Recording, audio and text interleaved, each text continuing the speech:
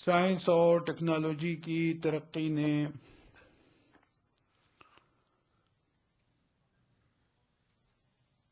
ہماری جھولیوں کو مصنوعات سے بھر دیا،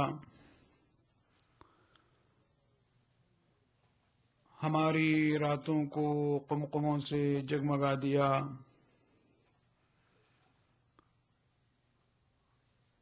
ہمارے نالج دامن کو نالج سے بھر دیا۔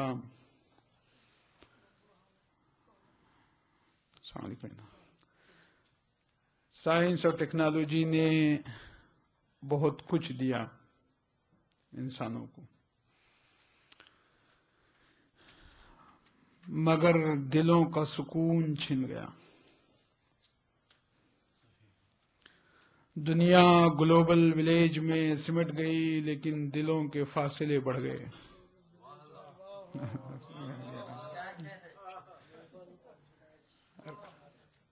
دنیا گلوبل ولیج میں سمٹ گئی، لیکن دلوں کے فاصلے بڑھ گئے۔ دوریاں ختم ہوئیں، مسافتیں ختم ہوئیں۔ آج ایک کونے سے انسان دوسرے کونے تک 4، 6، 8، 10 گھنٹوں میں پہنچ جاتا ہے۔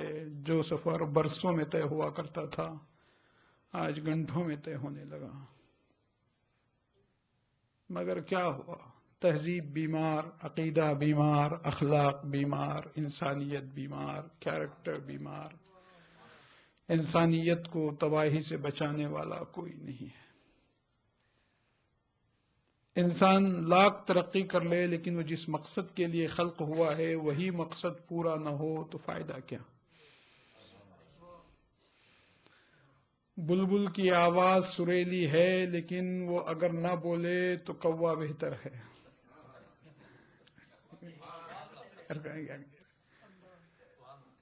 بلبل کی آواز سریلی ہے، لیکن اگر وہ نہ بولے تو کوا بہتر ہے۔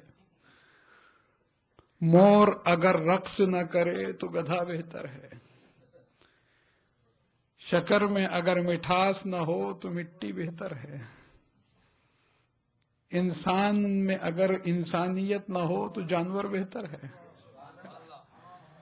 اس لیے کہ وہ ہم سے زیادہ ویٹ رکھتا ہے، ہم سے زیادہ اس کا وزن ہے،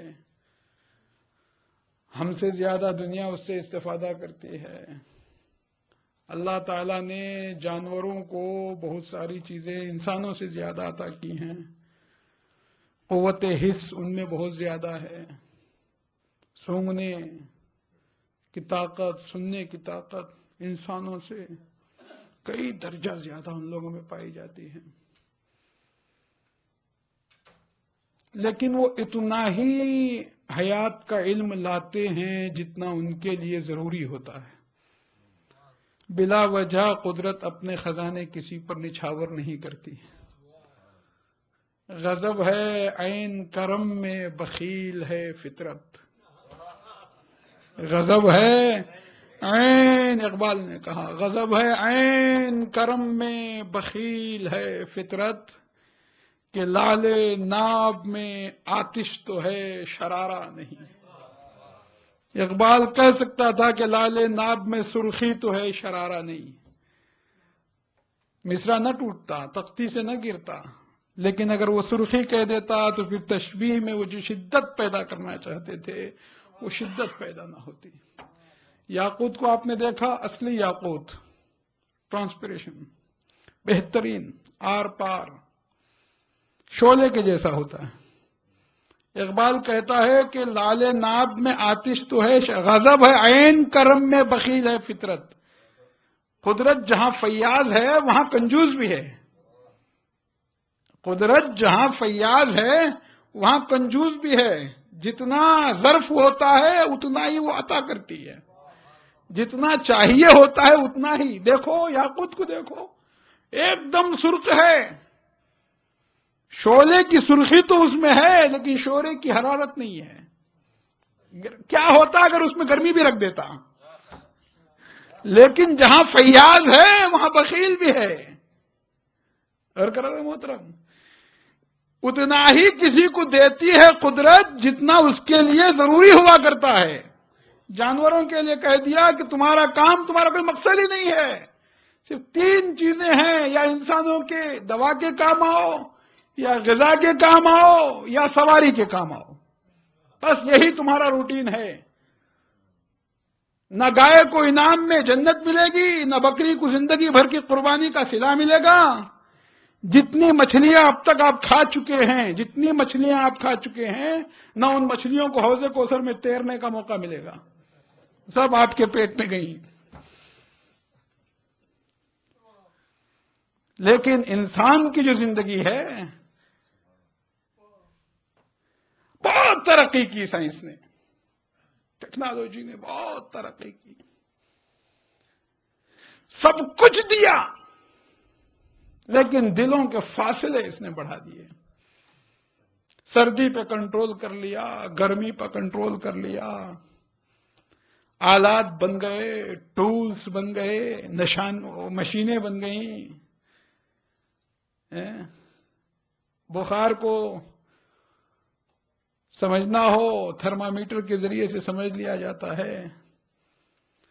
یورین میٹری کے ذریعے سے پیشاب کی بیماریوں کو سمجھ لیا جاتا ہے. اسپیگمو مانومیٹر کے ذریعے سے بلڈ پریشر کو سمجھ لیا جاتا ہے. ای سی جی یعنی الیکٹرو کارڈیوگرام کے ذریعے سے دل کی بیماریوں کو جان لیا جاتا ہے. سی ٹی اسکین یعنی کمپیوٹر ٹوموگرافی کے ذریعے سے اندرونی امراض کا پتہ لگا لیا جاتا ہے. الٹرا ساؤنڈ کے ذریعے سے پھیپھڑوں کی بیماریوں کو جان لیا جاتا ہے. آفتالماسکوپ کے ذریعے سے آنکھوں کے امراض کی نشاندہی ہو جاتی ہے. فیٹو اسکوپ کو ڈاکٹر ماں کے رحم میں رکھ کر بچے کے دل کی دھڑکنوں کو سن لیتا ہے. اسٹیتھوسکوپ کو ڈاکٹر اپنے کانوں میں رکھ کر مریض کی دھڑکنوں کو جان لیتا ہے. جسم کی بیماریوں کو سمجھنے کا کوئی نہ کوئی مشین، آلہ، ٹول بنا دیا، لیکن آج تک سائنس اور ٹیکنالوجی کی طاقت نے کوئی ایسی مشین نہیں بنائی جو یہ بتائے کہ روح کی بیماری کیسی ہے، اسے کیسے سمجھایا جائے. روح کو سمجھنے کے لیے، روح کے امراض کو جاننے کا کوئی آلہ آج تک سائنس نے نہیں بنایا. ایک ہی آلہ جناب زینب و سید سجاد نے مسجد حسین قائم کر کے دنیا کو دیا. جو مجلس میں آتا ہے سمجھو اس کی روح زندہ ہے، جو نہیں آتا سمجھو مردہ ہے، جو آتا ہے مگر سبق لے کر نہیں جاتا وہ بیمار ہے. گھر کر میں کیا کہنے جا رہا ہوں.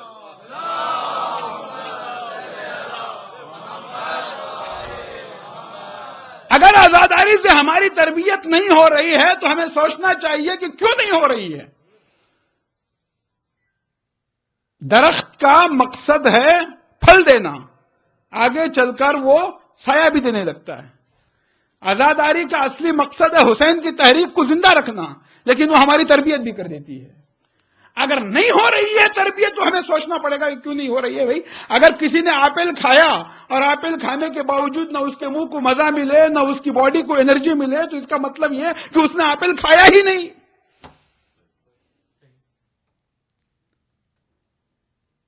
آپ لوگ یہاں ہیٹنگ چلاتے ہیں، اے سی بھی چلتا ہے، ہیٹنگ بھی. ہیٹنگ کا اصول یہ ہے کہ جب آپ ہیٹنگ چلائیں تو جتنے ڈورز اور ونڈوز ہیں سب کو آپ کلوز کریں گے. اگر آپ نے ہیٹنگ چلائی اور ڈورز اور ونڈوز کو کھلا رکھا تو اس کا مطلب یہ ہوا کہ اندر کی گرم ہوا باہر جائے گی اور باہر کی ٹھنڈی ہوا اندر آئے گی. کمرہ کبھی ٹھنڈا نہیں ہو، گرم نہیں ہوگا. ہیٹنگ اپنا کوئی فائدہ نہیں دے گی. ہیٹنگ سے اگر فائدہ اٹھانا ہے تو آپ کو ڈورز اور ونڈوز کو کلوز کرنا پڑے گا. گناہوں کی کھڑکیاں کھلی رکھ کے عزاداری کریں گے تو عزاداری کوئی فائدہ نہیں دے گی. اور کیجیے گا اذان محترم میں کیا کہنے جا رہا ہوں. گناہوں کی کھڑکیوں کو کھلا رکھ کے آپ مجلس کریں گے تو مجلس، پھر یہ نہ کہنا کہ مجلس سے کوئی فائدہ نہیں ہوا. محترم یہ نہ کہنا کہ نماز برائیوں سے نہیں روکتی. نہیں، وہ آپ نے اس کے پورے شرائط پورے نہیں کیے نا.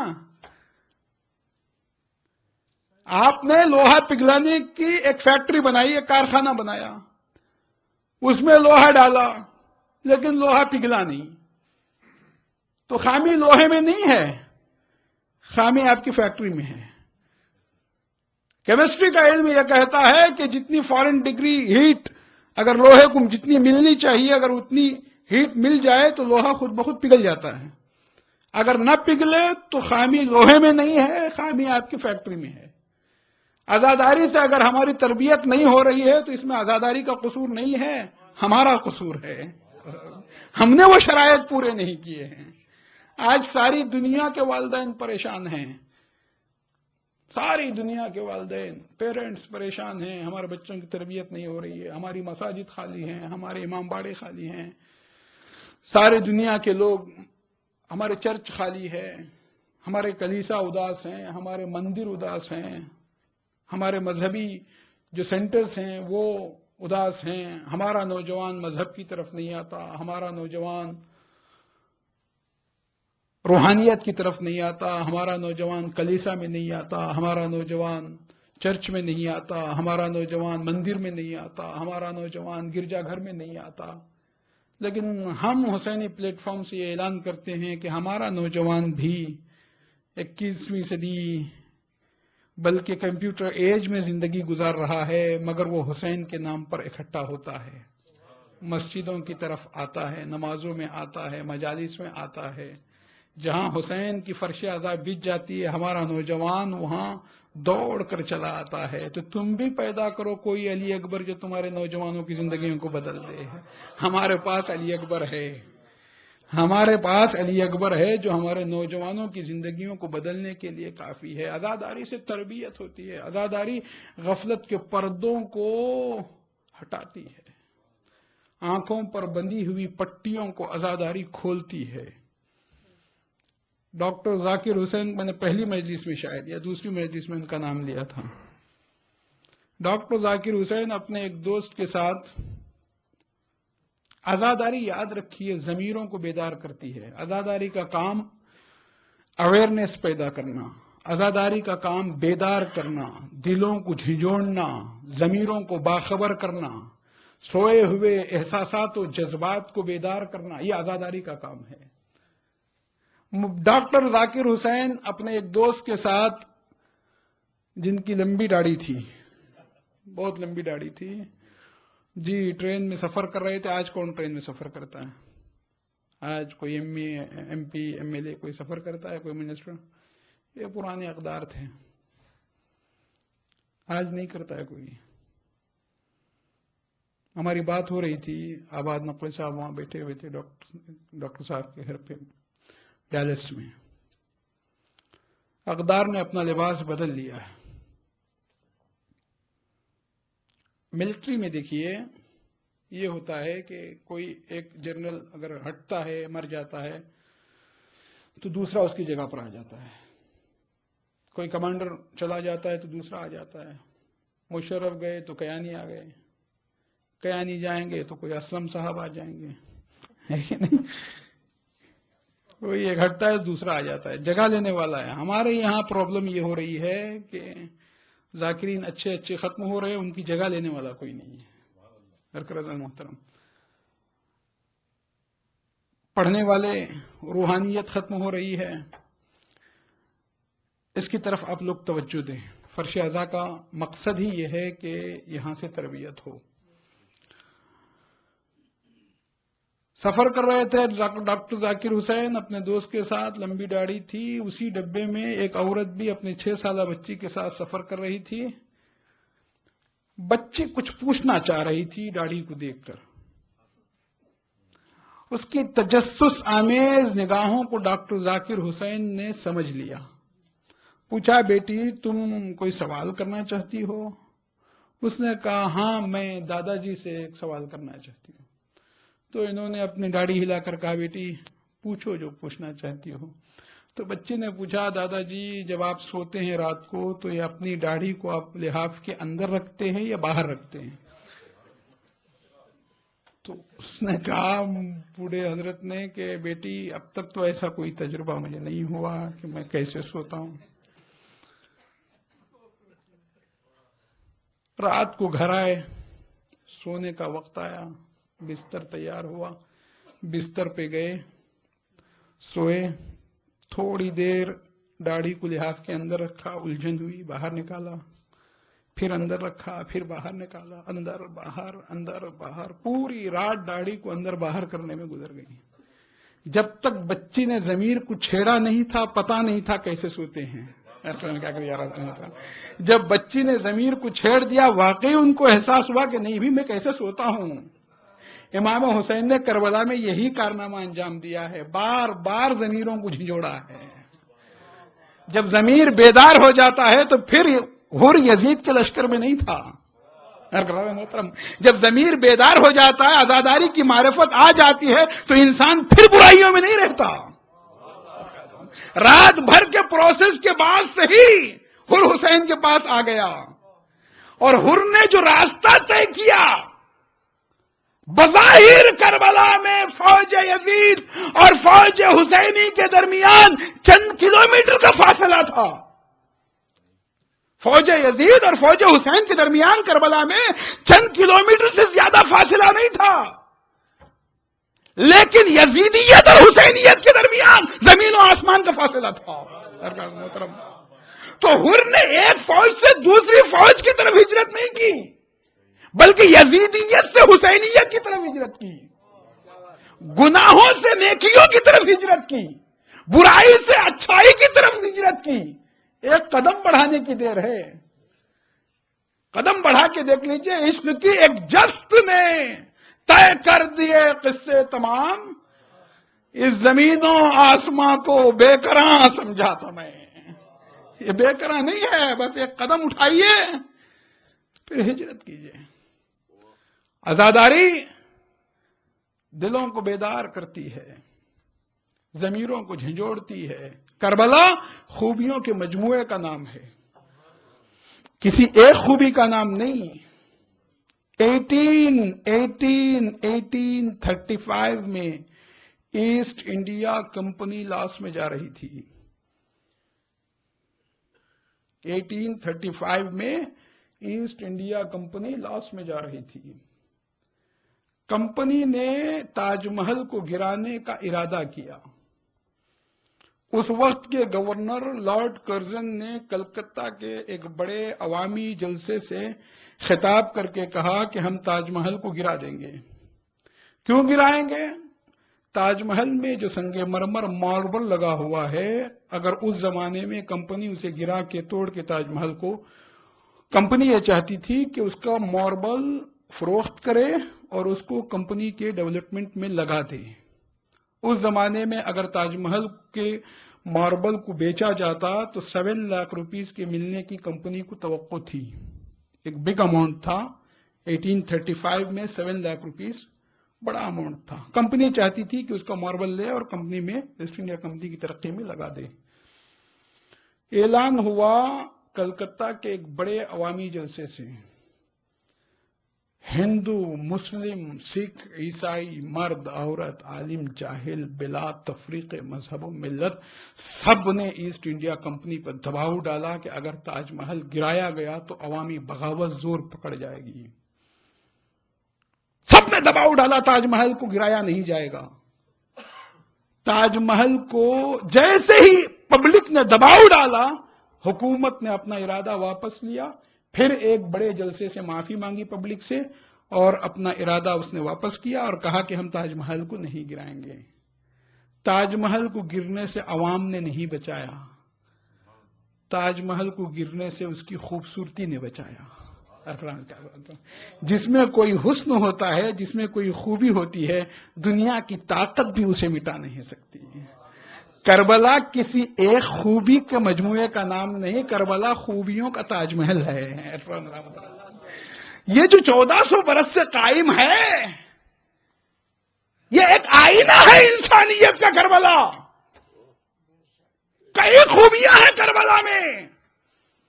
ایک خوبی کی طرف میں اشارہ کروں، آج دنیا کا سب سے زیادہ گرما گرم موضوع ہے ڈیموکریسی، جمہوریت.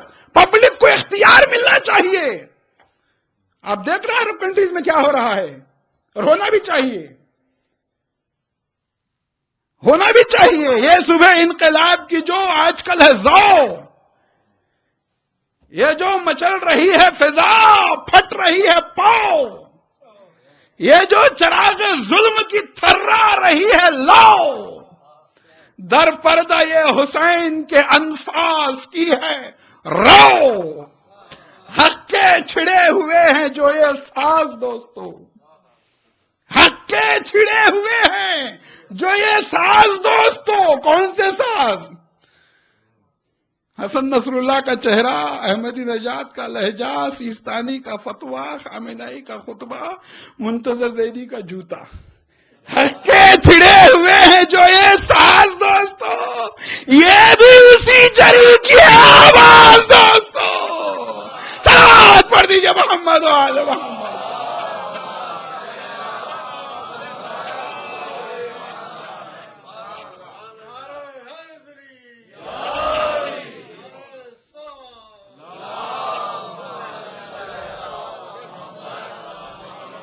پبلک کو اختیار ملنا چاہیے، ڈیموکریسی۔ آئیے شب عاشور چلیں۔ ایک خیمے میں اندھیرا کر دیا جاتا ہے، حسین چراغ بجھا دیتے ہیں۔ حسین نے دوسروں کے گھر کا چراغ نہیں بجھایا ہے، اپنے گھر کا چراغ بجھایا ہے۔ کیجیے گا محترم، میں کیا کہنے جا رہا ہوں، دوسروں کے گھر کا چراغ نہیں بجھایا، اپنے گھر کا چراغ بجھایا ہے۔ میرے جانثارو، یزید صرف میری جان کا دشمن ہے، جہاں چاہتے ہو چلے جاؤ، تمہاری جانوں سے کوئی مواخذہ نہیں ہوگا۔ رات کی تاریکی کی چادر اوڑھ کر چلے جاؤ، کسی جنرل کے، کسی کمانڈر کے یہ جملے فوج کے پیروں میں حرکت پیدا کر دیتے ہیں، لیکن حسین کے یہ جملے وفا شعار سپاہیوں کے لیے ایک معمہ بن گئے۔ بھاگنے کے بجائے پیروں کی حرکت سیسا پلائی ہوئی دیوار بن گئی۔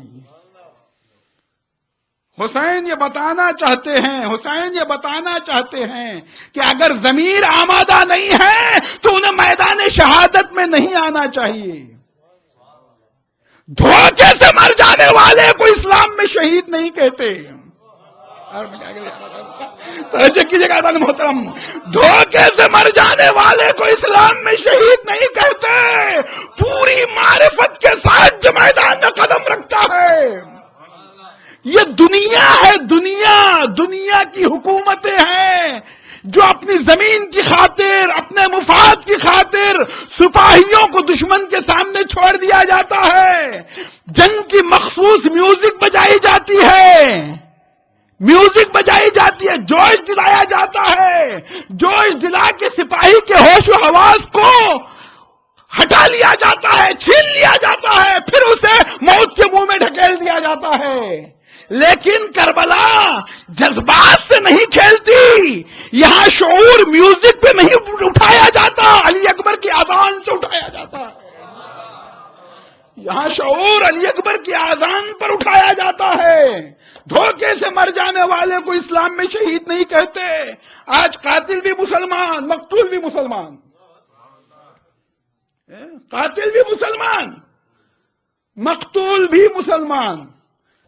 شہیدوں کی تعداد میں تو روز بروز اضافہ ہو رہا ہے، اسکالروں کی تعداد میں نہیں ہو رہا ہے۔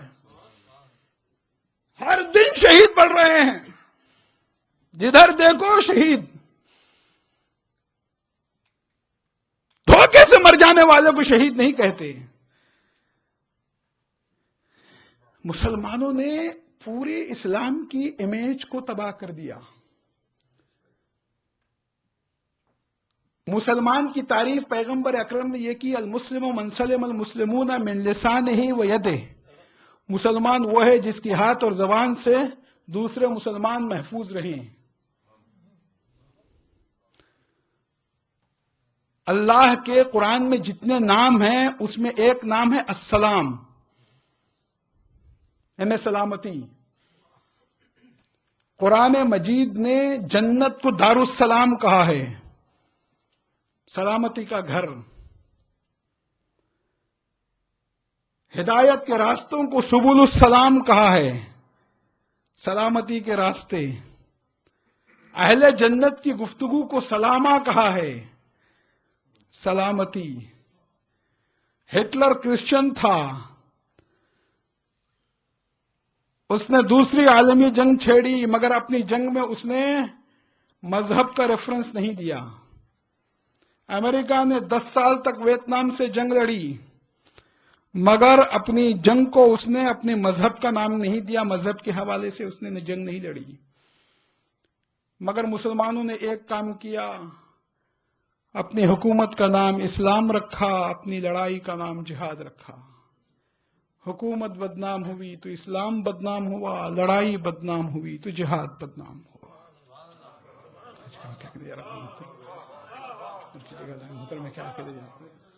میں فکریہ میں دے رہا ہوں، میں لفاظی نہیں کرتا، میں کرتا ہوں لفاظی، مگر میں فکر دیتا ہوں، فکر لے کے جائیے۔ عشرت قتل کا ہے اہل تمنا مت پوچھ، عید نظارہ ہے شمشیر کا عریاں ہونا۔ غالب نے کہا جب مجاہد کے اوپر یہ نہ پوچھو کہ جب مجاہد میدان جنگ میں جان دیتا ہے تو اسے کتنی خوشی ہوتی ہے۔ عشرت قتل کا ہے اہل تمنا مت پوچھ، مجاہد جب اپنی جان دے رہا ہوتا ہے تو اسے کتنی خوشی ہوتی ہے، مجھ سے نہ پوچھو۔ اتنی خوشی ہوتی ہے جیسے 30 دن روزہ رکھنے کے بعد روزے دار کو عید کا چاند دیکھ کر جو خوشی ہوتی ہے، وہ دشمن کی تلوار دیکھ کر مجاہد کو اتنی ہی خوشی ہوتی ہے۔ بڑی پوری معرفت کے ساتھ ایک شہید میدان جہاد میں آتا ہے۔ چلے جاؤ، یزید صرف میری جان کا دشمن ہے، تمہاری جانوں سے کوئی مواخذہ نہیں ہوگا۔ لیکن گئے نہیں اصحاب۔ حسین نے پھر لہجہ بدلا، کہا اگر آخرت کے ڈر سے جانا نہیں چاہتے تو میں تمہاری آخرت کا یقین دلاتا ہوں، بحیثیت امام چلے جاؤ۔ پھر بھی وفا شعار سپاہیوں کو فرار اچھا نہیں لگا۔ حسین نے پھر لہجہ بدلا، اگر مجھ سے کی ہوئی بیعت کا ڈر تمہیں روک رہا ہے تو میں تمہارے سروں سے اپنی بیعت کو اٹھا لیتا ہوں، اب چلے جاؤ۔ کتنا فرق تھا سیاست شام اور حکمت امام میں۔ یزید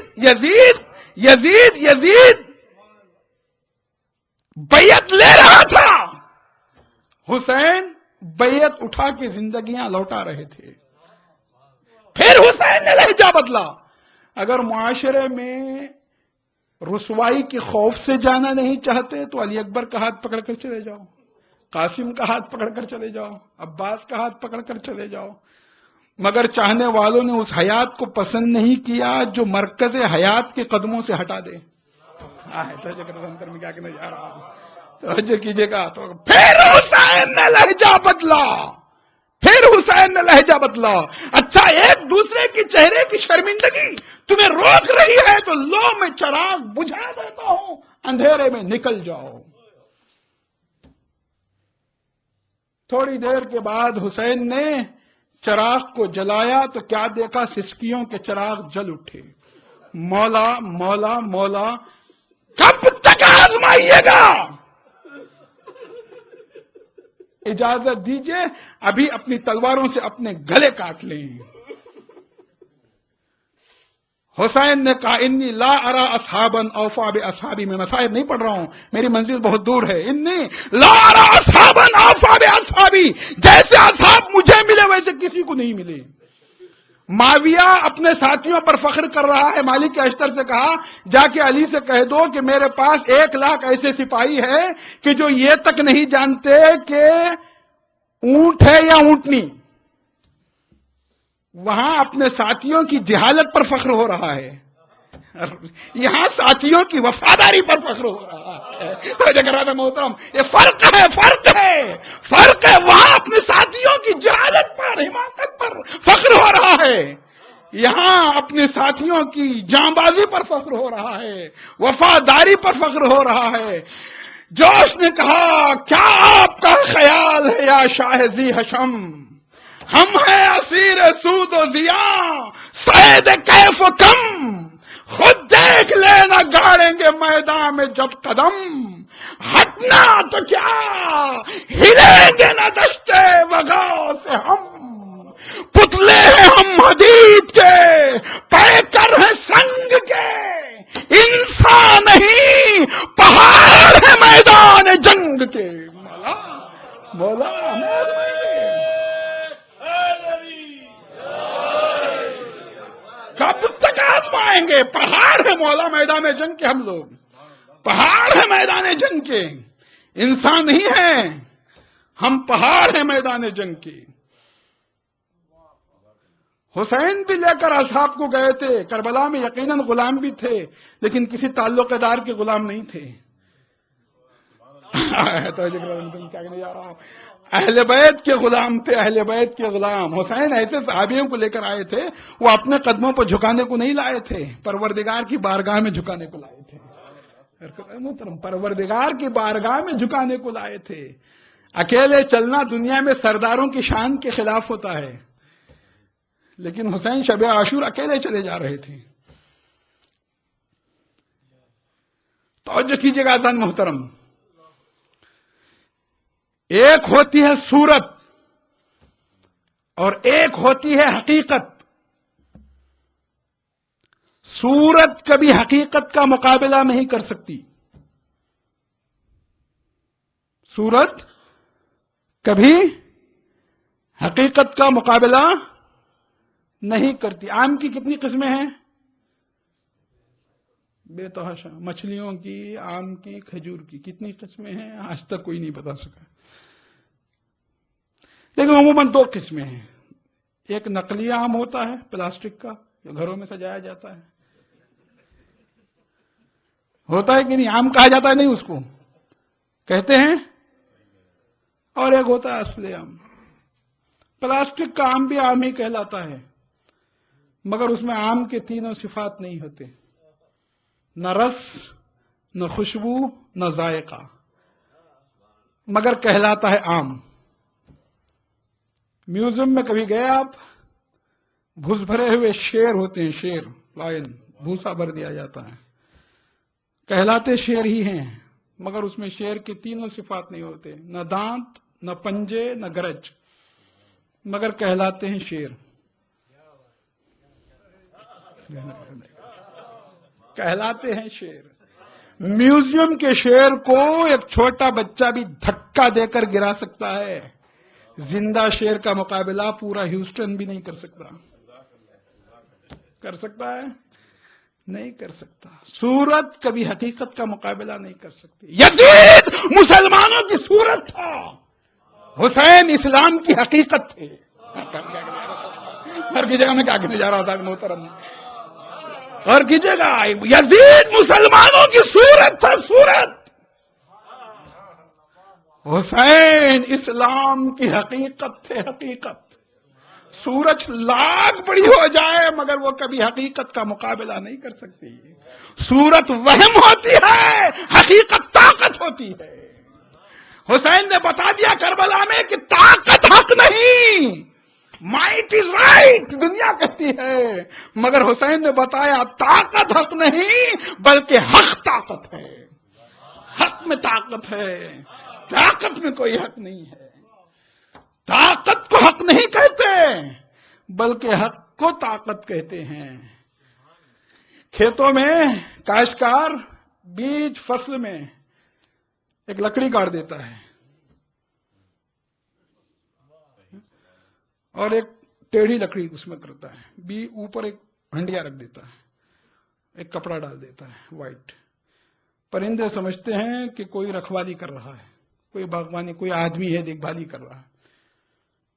وہ فصل کھانے نہیں آتے، تباہ کرنے نہیں آتے، لیکن اگر کوئی سیانہ کبوتر ہمت کر کے اگر کھیت میں اتر جائے تو پھر پرندوں کی قطار لگ جاتی ہے، پورے کھیت کو تہس نہس کر دیتے ہیں۔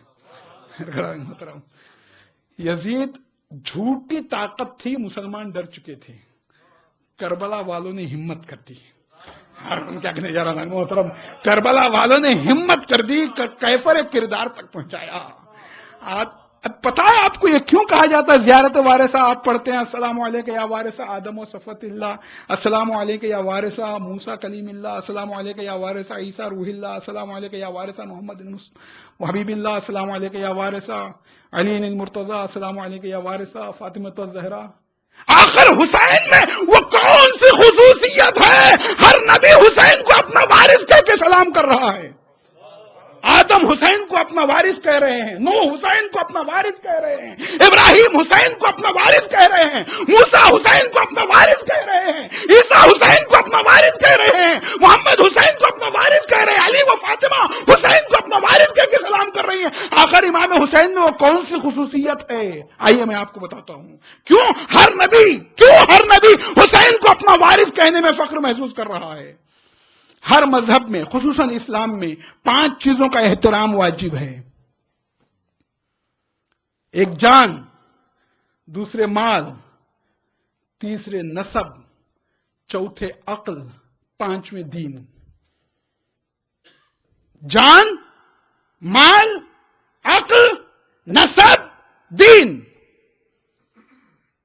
اسلام نے جان کی حفاظت کے لیے قتل کو حرام قرار دیا، مال کی حفاظت کے لیے چوری کو حرام قرار دیا، عقل کی حفاظت کے لیے شراب کو حرام قرار دیا، نسب کی حفاظت کے لیے زنا کو حرام قرار دیا، دین کی حفاظت کے لیے مرتد کا قتل واجب قرار دیا، جیسے سلمان رشدی۔ میں کیا کہنے جا رہا ہوں محترم، ہر کی جگہ میں کیا کہنے جا رہا ہوں محترم، جان کی حفاظت کے لیے قتل کو حرام قرار دیا، مال کی حفاظت کے لیے چوری کو حرام قرار دیا، نسب کی حفاظت کے لیے زنا کو حرام قرار دیا، عقل کی حفاظت کے لیے شراب کو حرام قرار دیا، دین کی حفاظت کے لیے مرتد کا قتل واجب قرار دیا۔ کوئی شخص اپنی جان کو اپنے ہاتھوں سے خطرے میں نہیں ڈالتا، کوئی شخص اپنے مال کو چوروں کے لوٹ کھسوٹ کے حوالے نہیں کرتا۔ اسلام نے مال کو خیر کثیر کہا ہے۔ بالکل کمانے کے میں تم مختار ہو، خرچ کرنے میں بھی مختار ہو، لیکن تم فضول خرچ نہیں کر سکتے۔ خیر کثیر کہا ہے، خیر کثیر، مال کو خیر کثیر، نہ کنجوسی کر سکتے ہو۔ سخاوت، ایثار، کنجوسی، اگرچہ یہ ان کا تعلق جسم سے نہیں ہے، روح سے ہے، روح سے۔ جتنے فضائل ہیں ان کا تعلق کس سے ہے؟ روح سے ہے، جسم سے نہیں ہے۔ سخاوت کا تعلق جسم سے، اگر جسم سے ہوتا، خدا نخواستہ آپ بیمار پڑ گئے، بخار آ گیا، 2 کلو ویٹ گھٹ گیا، تو سخاوت بھی 2 کلو گھٹ جاتی۔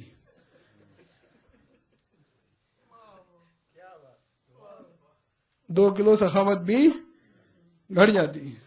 لیکن یہاں سخاوت کا تعلق روح سے نہیں ہے، جسم سے نہیں، روح سے ہے۔ اور بیمار پڑنے پر تو آدمی اور زیادہ خیرات کرنے لگتا ہے، بھائی لاؤ بھائی، بیماروں کو دے دو، غریبوں کو دے دو، مستحقوں کو دے دو، رشتہ داروں کو دے دو۔ اور پہلے ہی دے دیا ہوتا تو پڑھنے کی بھی نوبت ہی نہیں آتی تھی۔ کم بات اور کرنے میں کیا کہنے جا رہا، جان کی حفاظت کے لیے قتل کو حرام قرار دیا، مال کی حفاظت کے لیے چوری کو حرام قرار دیا، عقل کی حفاظت کے لیے شراب کو حرام قرار دیا، نسب کی حفاظت کے لیے بدکاری کو حرام قرار دیا، دین کی حفاظت کے لیے مرتد کا قتل واجب قرار دیا۔ اب اگر فرض کیجئے کوئی بدبخت چور مرتضی صاحب کا مال چرا لے، مشکل ہے، نہیں ہوگا ایسا، لیکن خدا نہ خواستہ اگر کوئی ایسی صورت میں ایک مثال دے رہا ہوں، اور وہی چور جا کے مظہر بھائی کا مال بھی چرا لے، وہی چور تقی بھائی کا مال بھی چرا لے، وہی چور علی رضا صاحب کا مال بھی چرا لے، وہی چور آباد نقوی صاحب کا مال چرا لے، وہی چور مہدی بھائی کا مال چرا لے کاظمی کا، وہی چور مولانا صاحب کا بھی مال چرا لے۔ اب اگر مرتضی صاحب نے اس چور کو پکڑ کر کیفر کردار تک پہنچایا تو آباد نقوی صاحب کہیں گے واہ بھی مرتضی صاحب آپ نے ہمارے چور کو پکڑ لیا، مظہر صاحب کہیں گے واہ بھی مرتضی صاحب آپ نے ہمارے چور کو پکڑ لیا، تقی صاحب کہیں گے واہ بھی مرتضی صاحب آپ نے ہمارے چور کو پکڑ لیا، مولانا صاحب کہیں گے واہ بھی مرتضی صاحب آپ نے ہمارے چور کو پکڑ لیا۔ یزید صرف چور نہیں تھا، قاتل بھی تھا، زانی بھی تھا، شرابی بھی تھا، مرتد بھی تھا. حسین نے کیفر کردار تک پہنچایا تو آدم نے کہا میرے وارث تجھ پر سلام، نوح نے کہا میرے وارث تجھ پر سلام، ابراہیم نے کہا میرے وارث تجھ پر سلام، موسیٰ نے کہا میرے وارث تجھ پر سلام. یزید صرف رسول کی تبلیغ کو مٹی میں نہیں ملا رہا تھا، آدم کی شریعت کو بھی خاک میں ملا رہا تھا، نوح کی شریعت کو بھی برباد کر رہا تھا، ابراہیم کی شریعت کو بھی خاک میں ملا رہا تھا. اسی لیے جوش نے کہا بے درد کی حسرت کو نکلتے نہیں دیکھا، کاغذ کی کبھی ناؤ کو چلتے نہیں دیکھا، ظالم کو کبھی پھولتے پھلتے نہیں دیکھا، ٹھوکر ہے یہ وہ جس سے سنبھلتے نہیں دیکھا.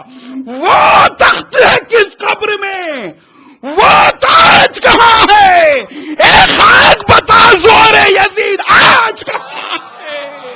صلوات پڑھ دیجئے محمد و آل محمد.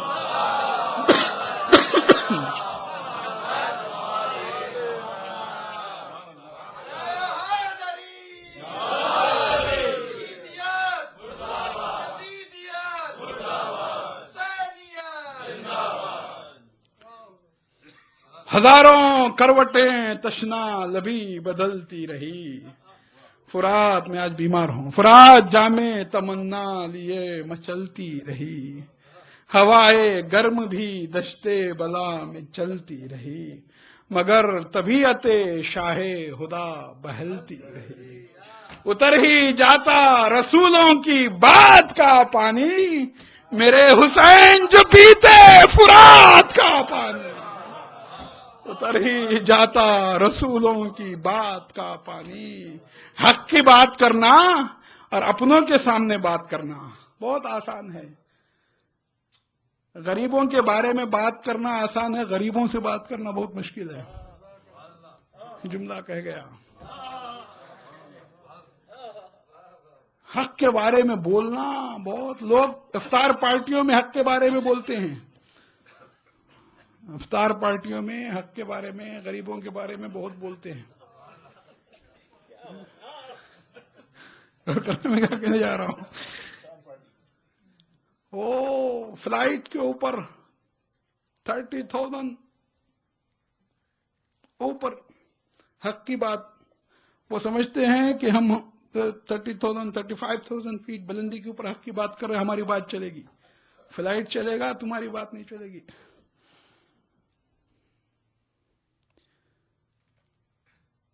ہندوستان کی آزادی کی تحریک پہلے یونیورسٹیوں سے شروع ہوئی، کالجوں سے شروع ہوئی، لیبارٹریوں سے شروع ہوئی،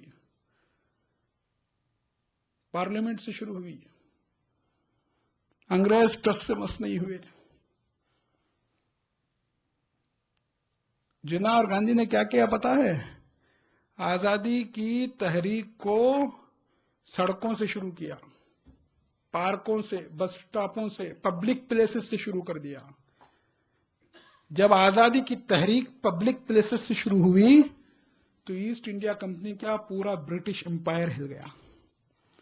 جو تحریک میدانوں سے شروع ہوتی، اسی لیے ہم بھی اپنے مذہب کا آغاز غدیر کے میدان سے ہمارا مذہب شروع ہوتا ہے، کربلا کے جلوس پر ہمارا مذہب ختم ہوتا ہے، تاکہ دنیا کو پتا چلے جی ہم لوگ جو ہیں وہ فوٹ سولجر ہیں. زندگی کے فیصلے گھروں میں علی و حسین نے زندگی کا فیصلہ گھر میں نہیں کیا، میدانوں میں کیا ہے. میدانوں میں سپاہیوں کے آنے سے پہلے یہ ہوتے تھے. اور کر رہا محترم کہاں سے شروع کیا؟ بھرے گھر کو لٹا دیا، بھرے گھر کو لٹا دیا. دنیا آج بھی عقیدت کے ساتھ امام حسین کا نام لیتی ہے. کیوں؟ حسین اصولوں کا نام ہے، حسین باطل کے سامنے نہ جھکنے کا نام ہے. عزاداری ہمارے اندر یہی صفات کو پیدا کرتی ہے، انہی صفات کو.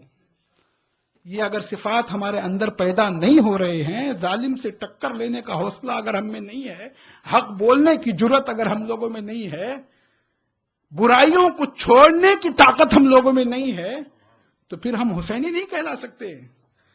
حسینیت آگ بھر دینے کا نام ہے، آگ بھر دیتی ہے. ہمفرے کے اعترافات کتاب ہے، چھوٹی سی پڑھی آپ نے ہمفرے. انگریزوں نے اسے جاسوس بنا کے بھیجا تھا حجاز، ایران، عراق، افغانستان. وہ پھر مسلمان ہو گیا. اس نے اپنے اعترافات لکھے. اسے جو ہدایت دی گئی تھی 2 چیزوں کی ہدایت. اہل سنت کے یہاں جانا تو قرآن چھین لینا. قرآن چھین لینے کا مطلب یہ نہیں کہ قرآن چھپے گا نہیں، روح قرآن کو نکال دینا. اور شیعوں میں جانا تو مجلس حسین کے تقدس کو ختم کرنے کی کوشش کرنا. اس لیے کہ جب مجمع فرش اعضاء سے اٹھتا ہے تو ایک انقلاب لے کے اٹھتا ہے. یعنی 1400 سال کے بعد بھی دشمن کی نظر میں 2 ہی طاقتیں ہیں، یا قرآن ہے یا اہل بیت ہیں. کیا کرنے جا رہا تھا محترم؟ 1400 سال کے بعد بھی دشمن کی نگاہ میں اگر طاقت ہے تو 2 ہی چیزیں ہیں، یا قرآن ہے یا اہل بیت ہے. دشمن چاہتا ہے، سازشیں ہو رہی ہیں، سازشیں. محرم آتا ہے، تقدس کو ختم کرنے کی کوششیں ہو رہی ہیں. اس تقدس کو ختم ہونے نہ دیجیے گا. لاکھ نعرے نکلے خلاف، عزاداری کے خلاف، گھبرائیے نہیں. سب کا جواب، ہر بھونکتے کتے پر اب ایک پتھر ماریں گے تو چھوٹے چھوٹے پتھر جواہرات کی قیمت میں بکیں گے. بات ایک دھوبی اپنے گدھوں کو دھوبی گھاٹ لے جا رہا تھا. راستے میں ایک دیہات پڑا، ولیج. دیہات والوں نے کہا ہم ایک شرط پر ان گدھوں کو گزاریں گے اور یہ آواز نہ نکالیں. دھوبی نے کہا یارو میں پاؤں باندھ سکتا ہوں لیکن آواز نہ نکالیں یہ میرے اختیار میں نہیں ہے. کہا نہیں، ہو نہیں سکتا. تو جب بھی محرم آتا ہے کچھ گدھے چیختے ہیں، گھبرانے کی ضرورت نہیں ہے. بھئی ہم ان کی آوازوں کو بند نہیں کر سکتے. ہم آوازوں کو بند نہیں کر سکتے، ان کے منہ کو بند نہیں کر سکتے. ہم ان کو چیخنے دیجئے، جو کام آپ کو کرنا ہے وہ کیجئے. جو ہمیں کرنا ہے ہم وہ کام کریں، اس کے تقدس کو برقرار رکھیں. ذاکر خطیب ہو یا نہ ہو، عزاداری یوں ہی ہم تک نہیں پہنچی ہے. دین جو ہم تک پہنچا ہے، مذہب جو ہم تک پہنچا ہے، ایسے نہیں پہنچا ہے. بڑی قربانیاں لگی ہیں. پوٹاشیم سائنیٹ کا نام آپ نے سنا؟ سائنیٹ کسے کہتے ہیں؟ زیادہ تر دہشت گرد استعمال کرتے ہیں. طاقتور زہر کو کہتے ہیں سائنیٹ. سائنٹسٹوں میں خیال ہوا کہ ہم دیکھیں سائنیٹ کا ٹیسٹ کیا ہے. سائنسدانوں کو خیال ہوا کہ دنیا کو ہم بتائیں سائنیٹ کا ٹیسٹ، ذائقہ. لیکن ٹیسٹ بتانے کا انجام ہے موت. میں کیا کہنے جا رہا ہوں؟ سائنیٹ کا ٹیسٹ کون بتائے؟ ایک سائنٹسٹ تیار ہوا، اس نے کہا مجھے قلم اور کاغذ دو، میں سائنیٹ کو منہ میں رکھوں گا، جو لفظ لکھوں گا، حرف، اس سے تم اندازہ لگانا. اس نے سائنیٹ کو منہ میں لکھا، ایس لکھا تھا کہ اس کی موت واقع ہو گئی. اب بحث ہوئی، سالٹ بھی آتا ہے، سویٹ بھی ہے. کیا کہہ رہا ہوں؟ اور کر رہے ہیں. ایک دوسرا سائنٹسٹ تیار ہوا، میں اگلا حرف لکھوں گا، اس سے اندازہ لگانا.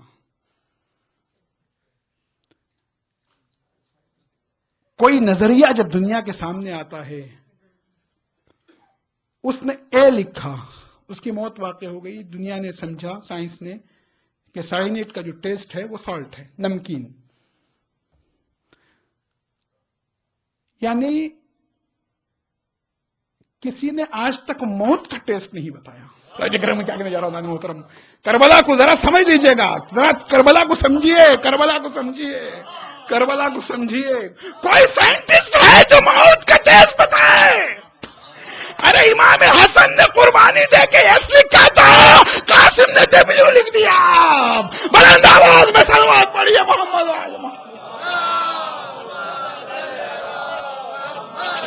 احلا من العسل. معمولی سائنٹ 2 انسانوں کی قربانی چاہتا ہے. معمولی سائنٹ کا ٹیسٹ 2 انسانوں کی قربانی چاہتا ہے. دین پتا ہے کئی لوگوں کی قربانی کے بعد، اور صرف آل محمد کی قربانی. ابو طالب کا ایک گھرانہ، ابو طالب کا گھرانہ.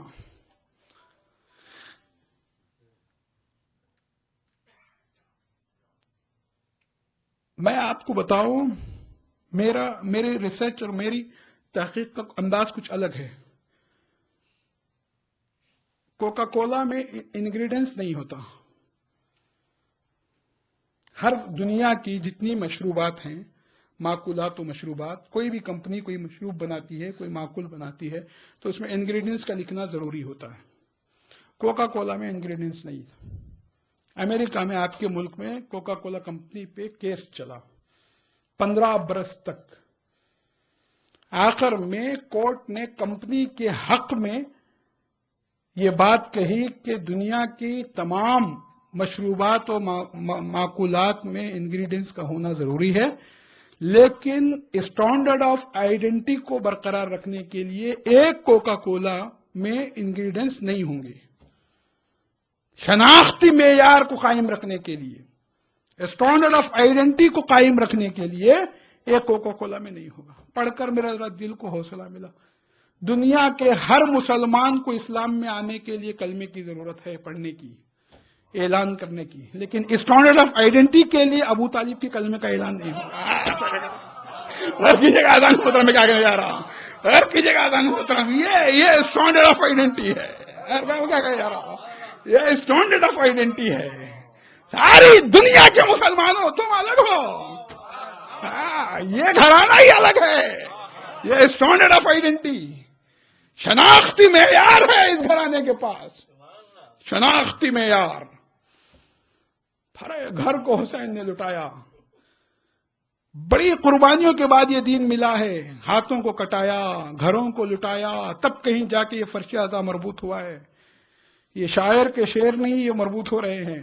یہ فرش اعضا ہے. عزیزان محترم، اس کے تقدس کا خیال ہر لمحہ رہے. ذاکر ہو یا نہ ہو، خطیب ہو یا نہ ہو، مگر مجلس میں آنا بند نہ کریں. فرش اعضا کے تقدس کو پامال نہ کریں، اس کو باقی رکھیں. بڑی زحمتیں اٹھائی ہیں، بڑی زحمتیں اٹھائی ہیں. اولمپک ٹارچ آپ لوگوں نے دیکھا؟ اولمپک ٹارچ کیا ہوتا ہے؟ ایک کھلاڑی ٹارچ کو لے کر دوڑتا ہے، جب اس کی باری ختم ہوتی ہے تو ٹارچ کو دوسرے کھلاڑی کو دیتا ہے، وہ لے کے دوڑتا ہے، جب اس کی باری ختم ہوتی ہے وہ تیسرے کھلاڑی کو دے دیتا ہے، وہ ختم کرتا ہے، آخر میں فائنل میں جا کے وہ بجھا دی جاتی ہے. یہ آزاداری ٹارچ زینب و ام کلثوم سے ہمارے باپ دادا تک آیا اور ان کے ہاتھوں سے ہم تک پہنچا ہے. اب اس آزاداری ٹارچ کو ہمیں امام زمانہ کے ہاتھوں میں دینا ہے. اور یہ امام زمانہ نہیں، جنت میں بھی امام زمانہ جائیں گے، وہاں بھی ہم فرش اعضا بچھائیں گے. یہ امام زمانہ کے ہاتھوں میں جا کے بجھ نہیں جائے گی یہ ٹارچ، بلکہ امام زمانہ کی قیادت میں ہم لوگ جائیں گے جنت تک، اور وہاں بھی یہ فرش اعضا بچھے گی.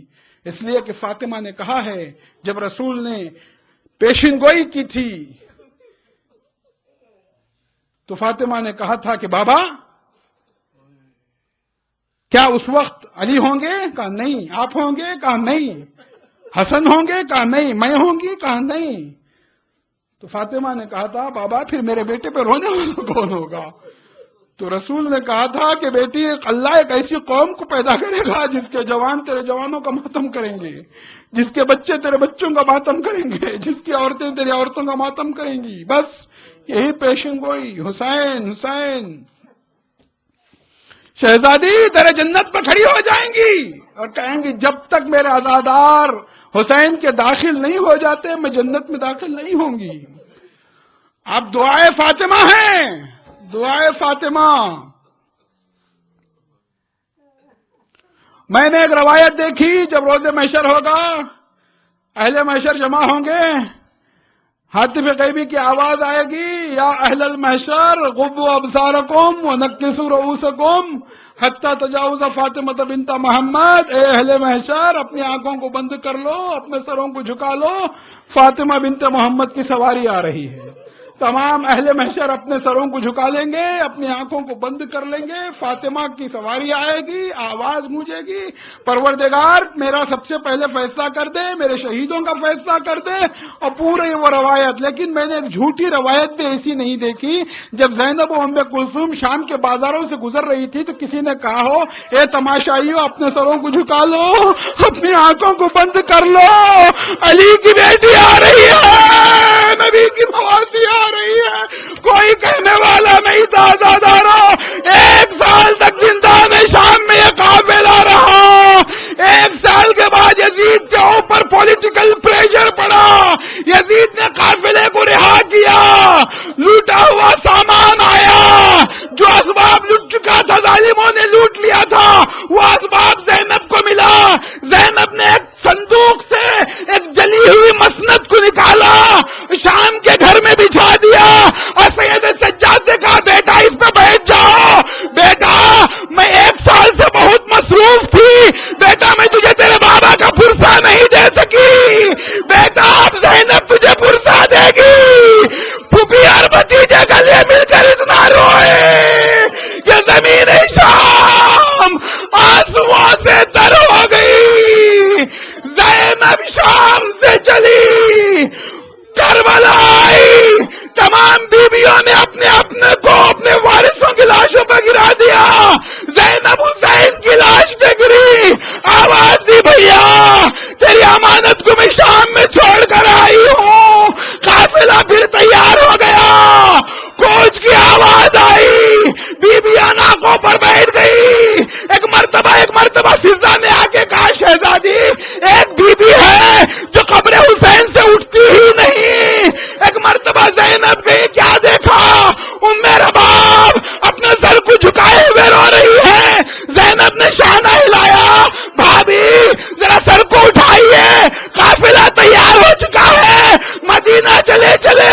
ایک مرتبہ ام رباب نے سر کو اٹھایا، ہاتھ جوڑ کے کہا شہزادی اب میں مدینہ جا کے کیا کروں؟ میری دعا ماننی تھی، ایک شام میں چھوڑ آئی، ایک علی اصغر یہاں ہے، میں مدینہ جا کے کیا کروں؟